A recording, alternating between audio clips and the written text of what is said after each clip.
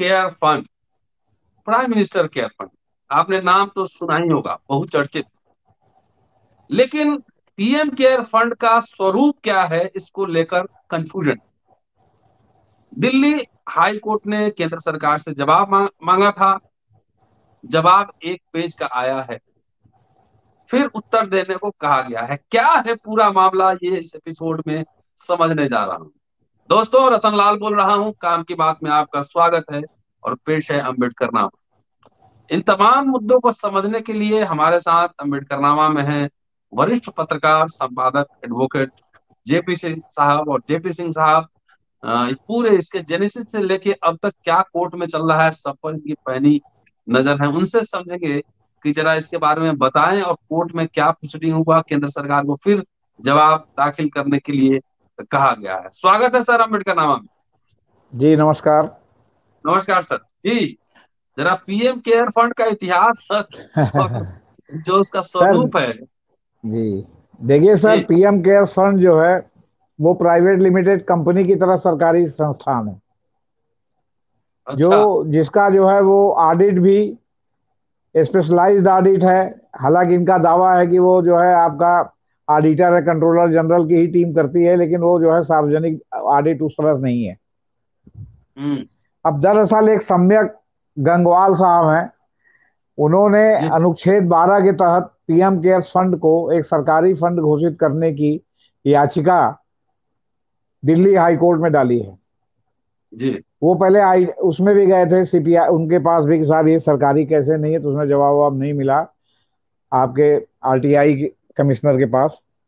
जी। तो बहरहाल तो इन्होंने दाखिल किया है, तो इसमें उन्होंने उनसे जवाब तलब किया कोर्ट ने। जी। तो जी। इस समय चीफ जस्टिस सतीश चंद्र शर्मा और जस्टिस सुब्रमण्यम प्रसाद की अध्यक्षता वाली खंडपीठ में ये पीआईएल सुनवाई के लिए है। उन्होंने जब पीएमओ से जवाब मांगा तो पीएमओ ने केवल एक पेज का सरसरी जवाब दे दिया, जो पीठ को पसंद नहीं आया। जी। और उन्होंने जो मौखिक टिप्पणी अभी आपने बताई कि उन्होंने कहा कि इस तरह के एक महत्वपूर्ण मुद्दे को सिर्फ एक पेज का जवाब उचित उत्तर की आवश्यकता है, मुद्दा इतना आसान नहीं है, हमें एक विस्तृत इसका जो है जवाब चाहिए, ताकि हम किसी नतीजे पर पहुंच सकें कि ये जो है क्या कहते हैं, मतलब सरकारी है कि नहीं है, अनुच्छेद 12 के तहत इसको सरकारी घोषित किया जा सकता है कि नहीं। दिल्ली हाईकोर्ट ने मंगलवार को पीएमओ सचिव को विस्तृत जवाब दाखिल करने का निर्देश दिया, जिसमें यह घोषणा की गई हो कि संविधान के अनुच्छेद 12 के तहत पीएम केयर्स फंड राज्य है, स्टेट है मतलब। कोर्ट हम्म। ने उक्त निर्देश यह कहते हुए दिया कि यह महत्वपूर्ण मुद्दा है जिसके लिए उचित प्रतिक्रिया की आवश्यकता है। अब ये खंडपीठ इस मामले में केयर फंड ट्रस्ट की ओर से पहले दायर एक पृष्ठ के हलफनामे पर नाराजगी भी व्यक्त किया। कोर्ट ने कहा कि याचिका में उठाई गई चिंताओं को सही ठहराने के लिए यह पर्याप्त विस्तृत विवरण नहीं है। अब प्रधानमंत्री कार्यालय में अवर सचिव ने जो है यह हलफनामा दाखिल करके कहा था कि पीएम केयर फंड के कामकाज में केंद्र सरकार या राज्य सरकार का कोई नियंत्रण नहीं है। अब फंड सरकारी है और नियंत्रण नहीं है। पीठ ने कहा कि यह इतना महत्वपूर्ण मुद्दा है कि केवल एक पृष्ठ का हलफनामा से इस बात को नहीं समझा सकता, इसमें किसी बात की जानकारी नहीं है। इसमें मतलब फिर कहा कि भाई उचित जानकारी आप दाखिल कीजिए। सीनियर एडवोकेट श्याम दीवान साहब जो है इनके तरफ से वकील हैं, वादी की तरफ से, सम्यक संघ गंगवाल की ओर से, उनका दलील था कि फंड भारत के संविधान के अर्थ में राज्य के अलावा और कुछ नहीं है, और संवैधानिक पदाधिकारियों द्वारा बनाए गए किसी भी फंड को भारत और संविधान से अनुबंधित नहीं किया जा सकता, भारत के संविधान से। दीवान ने तर्क दिया कि आप एक ढांचा बना सकते हैं, लेकिन आप संविधान से छूट का दावा नहीं कर सकते। उन्होंने कहा कि यदि प्रधानमंत्री किसी संस्था को स्थापित करना चाहते हैं तो ऐसा कर सकते हैं, हालांकि वह राज्य के तहत होना चाहिए, स्टेट के तहत। दीवान ने यह भी तर्क दिया कि फंड सुशासन के लिए विनाशकारी है और भविष्य में कई समस्याएं पैदा कर सकता है। तो अब हम्म। सवाल इस बात का है कि हम वो जो है उन्होंने शुरू से जब से बनाया है तब से ये जो है इस फंड के की कोई जवाबदेही प्रधानमंत्री कार्यालय, प्रधानमंत्री जी नहीं चाहते। हालांकि प्रधानमंत्री राहत कोष भी है, लेकिन उनका कहना है साहब इसका बड़ा मिसयूज हुआ है, इसलिए हम जो है ये नई जो है व्यवस्था कर रहे हैं। अब इसकी कोई जवाबदेही नहीं कि इसमें फंड कहाँ से आया, कहाँ गया, क्या हुआ क्या नहीं हुआ। तो इसमें जो वादी है उसका ये भी कहना है कि पीएम केयर फंड को अपनी वेबसाइट में डोमेन नाम गवर्नमेंट माने जीओवी का उपयोग हम्म। करने से रोका जाना चाहिए।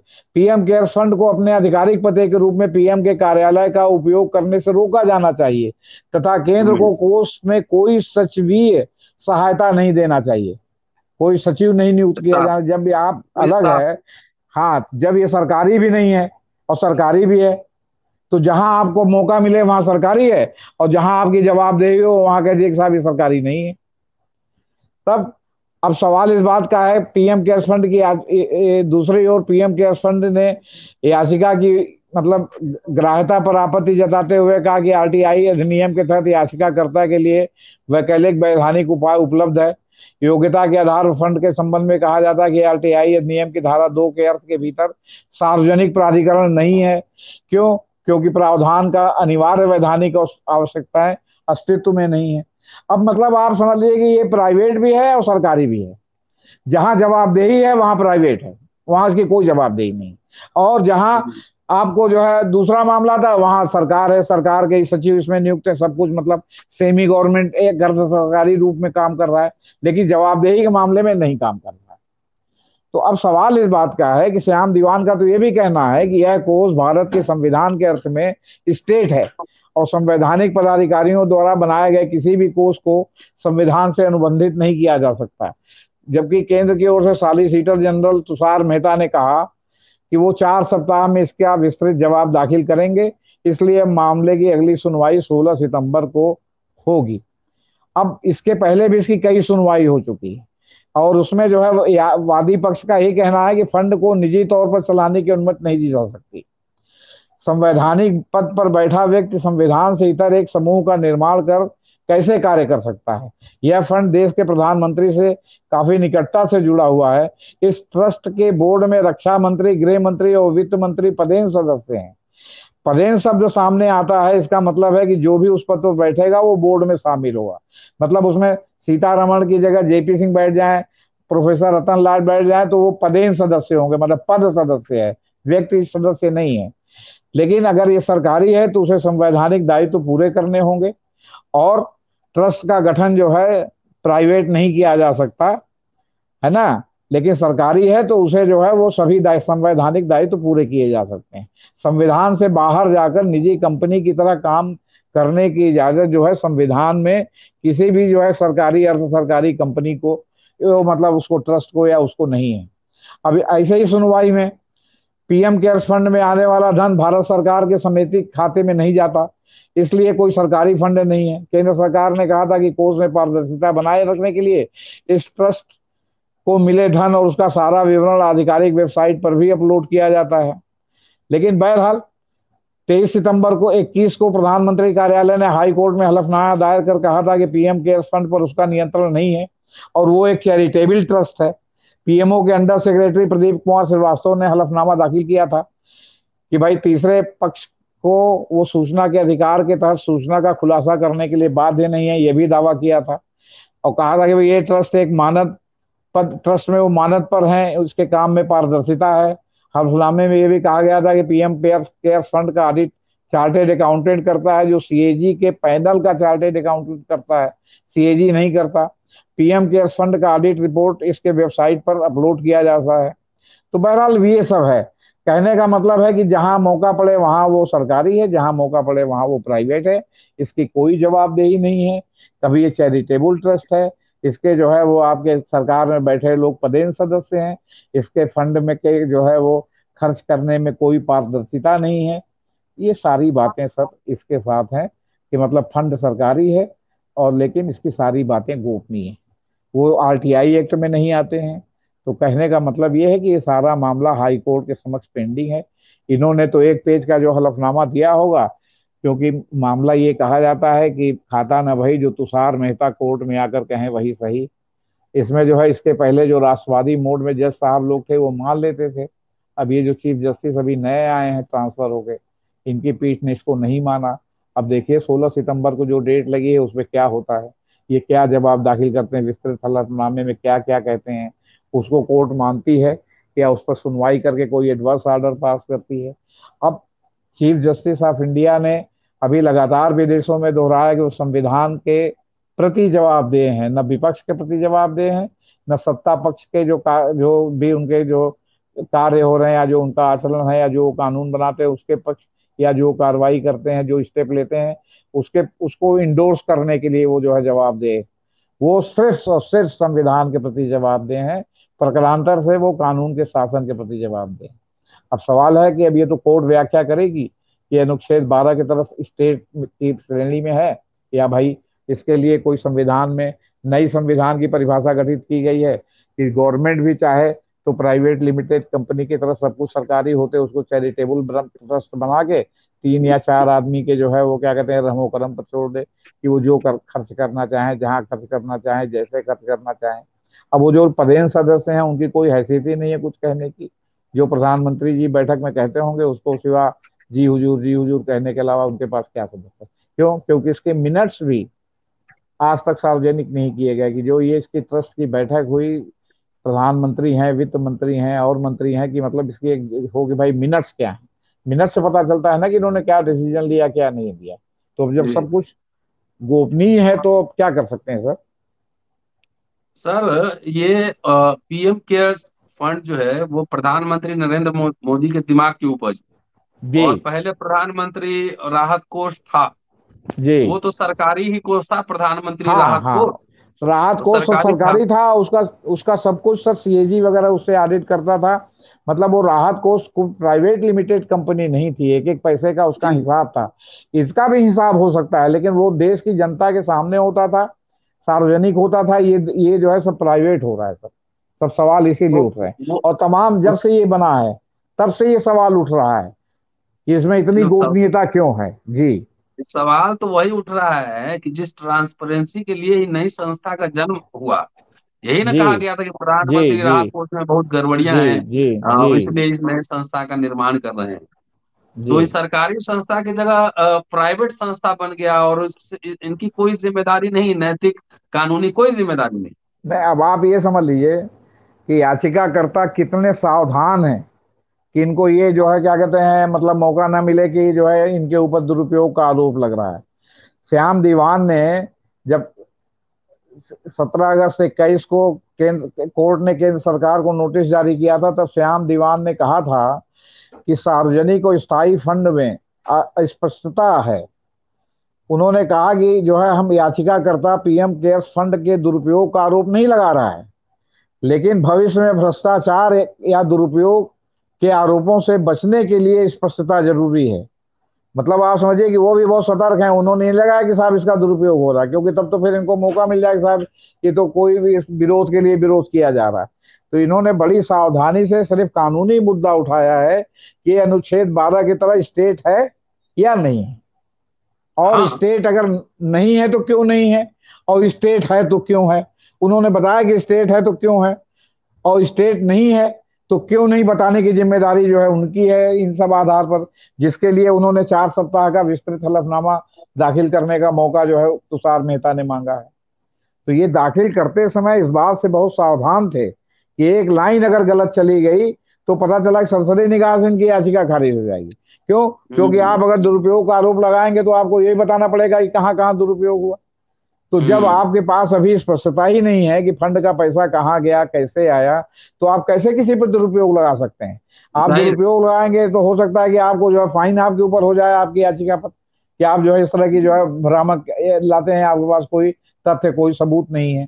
तो इसलिए ये याचिका दाखिल करते समय इन्होंने बहुत सावधानी बरती है। याचिका में लिखते समय उन्होंने कोई कहा भी है कि हम इसमें कोई दुरुपयोग का आरोप नहीं लगा रहे हैं, लेकिन भविष्य में ऐसे आरोप लग सकते हैं, इसलिए स्पष्टता जरूरी है कि ये स्टेट है अनुच्छेद 12 के तहत या स्टेट नहीं है। अब ये जो है हम्म वो आपको 4 हफ्ते बाद जब एफिडेविट आएगा तो पता चलेगा कि उसमें सरकार ने स्टेट है या नहीं है के पक्ष या विपक्ष में क्या तर्क दिए। नहीं, इसलिए हम स्टेट लोग अगर भी अगर अंदाजा ना लगाए तो अच्छा रहेगा। नहीं, जैसे ये बहुत सारे सरकारी लोग भी उसमें चंदा देते हैं ना।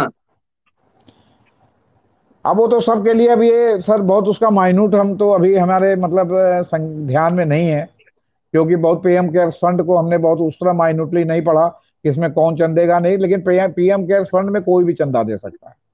राष्ट्रीय आपदा में तो जो जी सरकारी लोगों का जो जाता है चंदा, तो जी। उसी उसी में जाता है ना, पीएम केयर्स फंड में जाता है। नहीं, तो सरकारी ये, राष्ट्रीय आपदा कोष भी है सर। हो सकता है कि हाँ, इसमें जो है वो प्राइवेट वो फंडिंग होती हो। अच्छा, लेकिन ये जी। ट्रांसपेरेंसी का तो मतलब मसला तो महत्वपूर्ण है।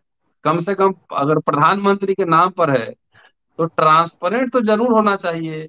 ये तो कह के ही हमारा आए थे कि न खाऊंगा न दे, खाने दूंगा, भ्रष्टाचार देखिए मुक्त सर, कर देंगे। तो ये देखिए दिखाने सर, में बताने में क्या दिक्कत देखिए सर, मैं डेमोक्रेट हूं और मैं इस बात का पक्षधर हूं कि अगर हम चुनी हुई सरकार, हमारे हमारे वोटों से चुनी हुई सरकार, लोक सेवकों की सरकार बनती है, तो इसमें गोपनीयता की कोई जगह नहीं।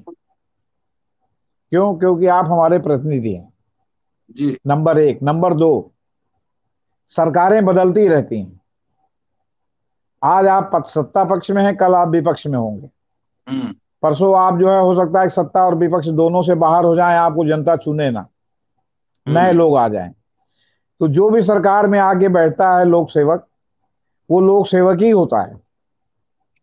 तो जो लोक सेवक होता है और लोक सेवक की सरकार है, वो राजा नहीं होता कि हम्म। वो जो करे उसकी जो है वो क्या कहते हैं जानकारी वो आम जनता को, अपने वोटरों को ना दे। इसलिए लोक सेवकों की सरकार में, जनता द्वारा चुनी गई सरकार में, गोपनीयता की तब तक जगह नहीं है जब तक कि उससे सीधे सीधे देश की सुरक्षा से मामला न जुड़ा हो।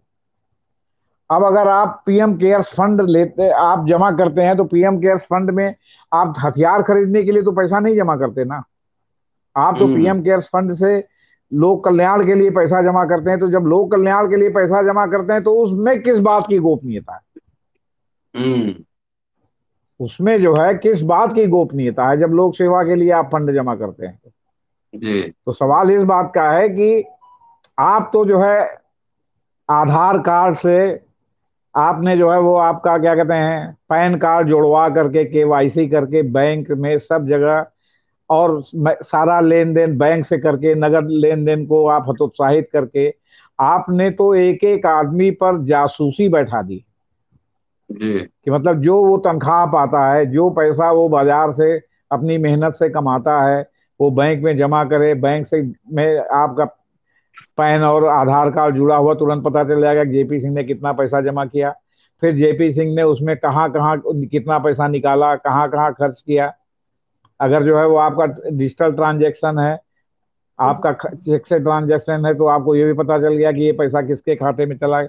ये सब आप जो है वो बैठे बैठे बिना किसी अतिरिक्त मतलब प्रयास के आपने ये सब जोड़ करके एक सेंट्रलाइज सिस्टम से, इनकम टैक्स में इसी में कई आदमी बैठाए गए हैं देखने के लिए किसने कितना पैसा जमा किया, कितना पैसा निकाला, कहाँ कहाँ पैसा गया। ये तो किया है आपने। और आप जो है पीएम केयर्स फंड में कहां से पैसा आया, कितना पैसा आया, कहां खर्चा किया, उसको आप पूरे देश को नहीं बताना चाहते, जबकि आप चुने हुए लोग हैं, आप लोक सेवक हैं, आप जो है वो क्या कहते हैं जनप्रतिनिधि हैं। आप राजा नहीं हैं। भारत में राजतंत्र नहीं है, भारत में लोकतंत्र है। और लोकतंत्र में आपको लोक को जो है पूरा तंत्र के बारे में जानने का अधिकार जो है संविधान ने दे रखा है, और जो हम्म। हम्म। गोपनीयता है उसको भी दे रखा है। आपको हम एक और बात इसी प्रसंगवश बताना चाहते हैं। आप देख रहे होंगे कि इस समय किसी भी मामले में पुलिस कस्टडी में या एनआईए की कस्टडी में या ईडी की कस्टडी में देने का अदालत की एक परंपरा चल गई, हम्म। जबकि हमारे संविधान में ये व्यवस्था है कि जो आरोपी है उसको चुप रहने का अधिकार है। आप जो भी निष्कर्ष निकालना चाहें, किसी हम्म। भी आरोपी को स्पष्ट रूप से लिखा गया है कि किसी भी आरोपी को उसके खिलाफ आप गवाही देने के लिए बाध्य नहीं कर सकते। जब ये बात कोर्ट में उठती है तो कोर्ट में पता नहीं क्यों ये जो आपके बचाव पक्ष के वकील हैं ये बात नहीं उठाते, ये संविधान के विरुद्ध है। आप किस लिए हमको ले जाना चाहते हैं? कौन सी पूछताछ है जो आप हिरासत में रह के करना चाहते हैं? आप हमको से जेल में आके क्यों नहीं पूछताछ अलग कमरे में बैठ के कर लेते? आप हिरासत में कौन सा दबाव हमारे ऊपर बनाना चाहते हैं? और फिर आप हमको हमारे खिलाफ गवाही देने के लिए कह के संविधान का उल्लंघन कर रहे हैं कि नहीं कर रहे हैं? इतने लूप हम्म। होल सर हमारे सिस्टम में छूटे हुए हैं कि हम आपसे क्या बताएं। एक लूप होल है सीआरपीसी में कि दौराने गिरफ्तारी आपने बल प्रयोग करके किसी को गिरफ्तार किया, इसी की आड़ में सारा मुठभेड़ होता है। आपसे बता दें कि साहब हमने ललकारा, हमने वो किया, तो वो लोग जो है गोली चलाने लगे, तो हमने जवाबी गोली चलाई जिसमें वो मारे गए, और सारी गोली उनके पहले सीने पे लगती थी, अब आपको अगर वो है तो आपके पैर में लगती है। जबकि यह है कि गोली आपको सीने पर नहीं चलानी है, आपको पैर पर ही गोली चलानी है। तो सवाल इस बात का है कि आप जो है कानून का जितना मन करे, आप लोक सेवक की सरकार है और बैठ जाए तो आप जो है डिक्टेटर की सरकार चला लेंगे, चलाइए। जब तक जनता नहीं जागेगी तब तक चलाइए, जब जनता जाग जाएगी तो श्रीलंका हो जाएगा भारत।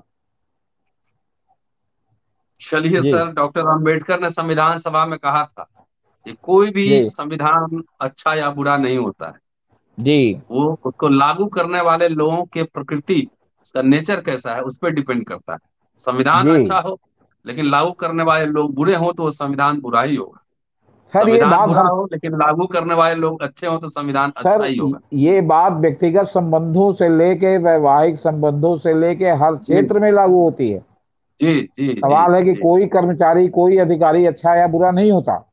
जी उसके जी काम जी करने की शैली, उसका व्यक्तिगत आचरण, ये अच्छा या बुरा होता है। जी आपके पति पत्नी ही हैं, जितने मतभेदों पर पति पत्नी का विच्छेद होता है, कितने लोग उससे अधिक मतभेदों के बावजूद एक छत के नीचे रहते हैं। रहते हैं ये व्यक्ति व्यक्ति रहते हैं। के निर्भर है। इसी तरह हम्म कानून का पालन करने वाले और कानून इंप्लीमेंट कराने वाले कुछ अच्छे भी हैं, कुछ बुरे भी हैं। कोई उसका हम्म मिसयूज करने लगते हैं, कोई उसका सदुपयोग करते हैं, लेटर एंड स्प्रिट में काम करते हैं कानून के। तो सवाल इस बात का जी है कि गड़बड़ी जहां होती है वहीं तो बात फिर जो है न्याय की उठती है। वो चाहे राइट व्यक्तिगत संबंधों में उठे, आपके कार्यालयीय संबंधों में उठे, या कानून में उठे, या संविधान में उठे। सवाल है कि आप अगर अपने मन से व्याख्या करके आप जो है सरकारी चैरिटेबल ट्रस्ट बना देंगे बिना किसी जवाबदेही के, तो इसका कोई संविधान में प्रावधान होना चाहिए ना कि उसके किस धारा के तहत आपने ये किया। तो बताइए किस जी धारा जी के तहत किया। अब वो 4 हफ्ते में देंगे तो पता चलेगा। और बाकी ठीक है सर। हमारे और बहुमत की सरकार है, हम जो करेंगे आप मानिए। चलिए, तो 16 सितंबर का डेट है, 16 सितंबर को इस मुद्दे पर हम लोग फिर बातचीत करेंगे। ठीक पीएम है सर। केयर्स फंड का क्या हुआ। जी। शुक्रिया जी। सर। और मेरी भी जानकारी बढ़ी है। और दोस्तों, जेपी सिंह साहब हैं एकदम स्पष्ट बेबाक, कोई लाग लपेट नहीं, सीधा बोलते हैं। पूरा वीडियो सुनिए, सब्सक्राइब शेयर करते रहिए। शुक्रिया। जल्दी मिलता हूँ आपसे अगले एपिसोड में। शुक्रिया सर सर, थैंक यू। नमस्ते।